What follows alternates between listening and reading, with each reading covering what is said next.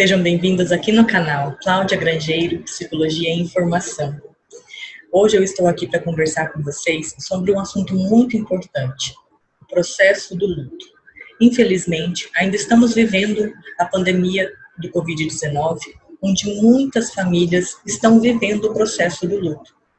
Então, como acontece esse processo? É o que eu irei conversar com vocês hoje. Algumas literaturas trazem que o processo do luto é composto por 5 etapas. Inicialmente, quero deixar claro aqui para vocês que estão nos ouvindo que não são fases obrigatórias, nem todo mundo passa necessariamente por essas 5 fases, mas geralmente são as fases que cada indivíduo passa. Eu quero estar aqui explicando para vocês como é cada fase e como amenizar um pouquinho desse sofrimento da perda de um ente querido. Vamos lá, então, comigo. Bom, a primeira fase, ou o primeiro estágio, é chamado de negação ou de isolamento. É quando você recebe a notícia da morte de um ente querido ou de uma doença grave e você é como se aquela notícia não fosse real. Então, você nega que ela existe ou que aquilo está acontecendo de fato. Por exemplo, alguém próximo a você faleceu, foi uma morte repentina, então você tende a negar, não é possível que isso aconteceu, isso é mentira, não pode ser verdade. Então essa é a primeira fase. Ou para aquelas pessoas que acabaram de receber um diagnóstico de uma doença grave, de uma doença terminal, também passam por essa primeira fase, onde, por exemplo, um câncer em estágio avançado, onde a pessoa também se pergunta se aquilo é real. Parece que ela está vivendo um sonho, um pesadelo.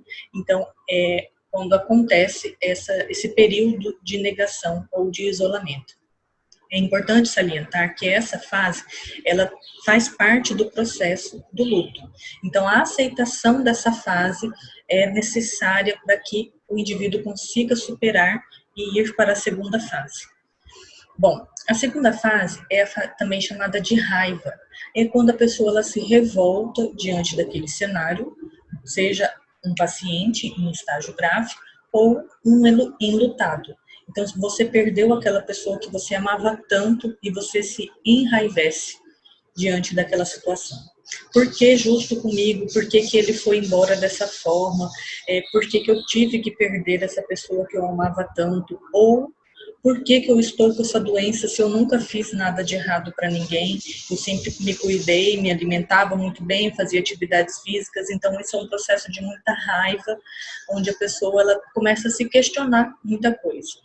É importante também essa fase, claro, todas essas fases que eu vou estar conversando com vocês, é importante que a gente respeite que o indivíduo passe por elas, porque todo sentimento nutrido durante cada etapa, ele vai sendo trabalhado, moldado, para que se alcance a última etapa que a gente vai estar falando logo na frente. É importante também falar que esse sentimento de raiva é necessário que o indivíduo ele sinta isso, tá? Quanto mais a pessoa permitir que essa raiva venha à tona, mais chance ela tem de superar esse processo do luto. Aquela pessoa que ela se proíbe de sentir coisas como, por exemplo, o sentimento de raiva, lá na frente ela vai expressar esse sentimento de alguma outra forma, porque não vivenciou o processo de luto. Então, se você está vivendo este momento, ou alguém próximo a você está vivendo esse momento, permita-se sentir esses sentimentos que eu estou falando aqui para vocês agora. Sentimentos de raiva, de rancor, de mágoa, de medo, de insegurança, tudo isso faz muito parte daquele processo que você está vivendo, que é o processo do luto. Tá? A partir do momento que você aceita que você tem que passar por esses sentimentos, as etapas do processo do luto, eles vão sendo mais trabalhados de uma forma que você alcance essa aceitação um pouco mais tranquila. Lembrando também que é muito importante que cada indivíduo ele tem uma forma de sentir. Então, não necessariamente o que eu sinto vai também servir para você, que você tem que sentir aquilo que eu estou sentindo. Cada pessoa, ela sofre de uma maneira. Tem pessoas que vai sentir muito mais a perda daquela pessoa do que outras. Isso quer dizer que essa outra pessoa não sofre? Não. ela sofre apenas de uma outra maneira.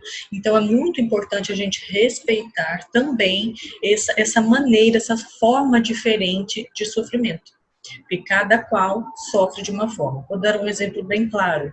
Vamos supor que numa família de 5 irmãos, a mãe venha a falecer.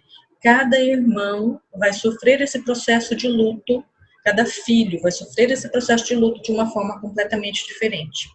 Uns vão aceitar com mais rapidez, outros podem ser um processo mais longo. E aí cabe a união da família, quando possível, para estar respeitando o sofrimento de cada um. Esse processo do luto não existe um tempo pré-determinado. Cada um tem o seu tempo de aceitação e de processo a ser trabalhado desses sentimentos. Tudo bem? Bom, a terceira fase é também chamada de barganha.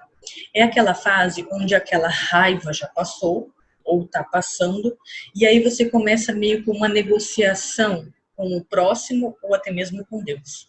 E aí você começa a falar bem assim, tá bom, Deus, eu prometo que eu vou começar a frequentar mais a igreja, a te procurar mais, em troca eu peço que você salve o meu marido dessa doença. Vou dar um exemplo bem simples, e isso acontece muito.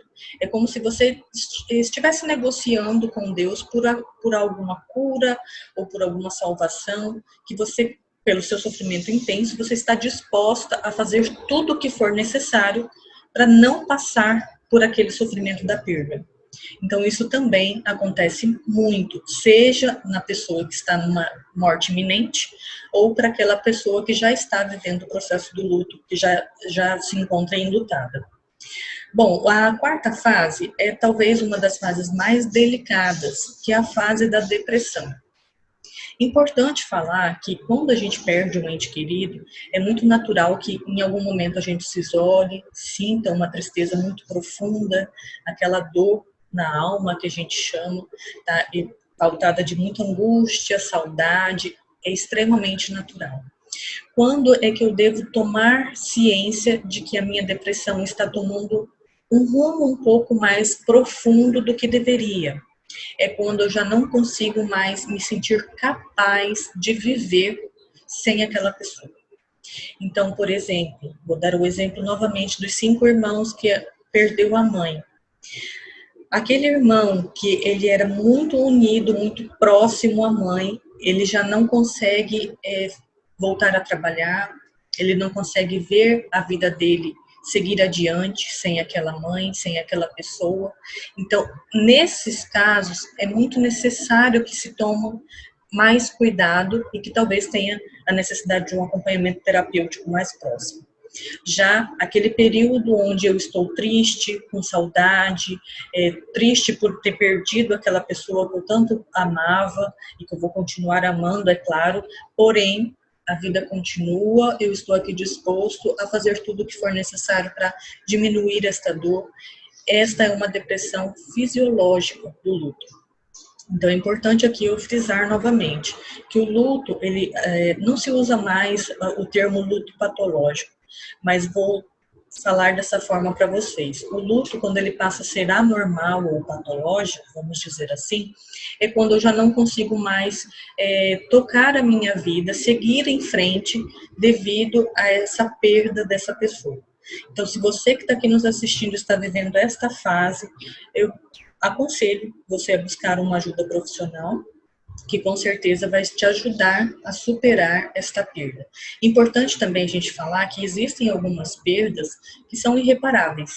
Nada vai substituir aquela pessoa, aquele ente querido que você perdeu, absolutamente nada. Nenhum remédio vai tirar a sua dor, não é nada disso que a gente está falando ou prometendo aqui. O que a gente está falando é que você, a terapia, ela vai te ajudar a te reencontrar caminhos para que você continue a viver de uma forma que você consiga lembrar daquela pessoa com muita saudade, é claro, mas sem aquele sofrimento intenso que te impede completamente de viver e de continuar a sua vida de uma forma mais tranquila, vamos dizer assim. Bom, a última fase é chamada de aceitação. Então, você já passou pela fase da negação, da raiva, da barganha, da depressão, ou seja, já não tem mais nada para você fazer.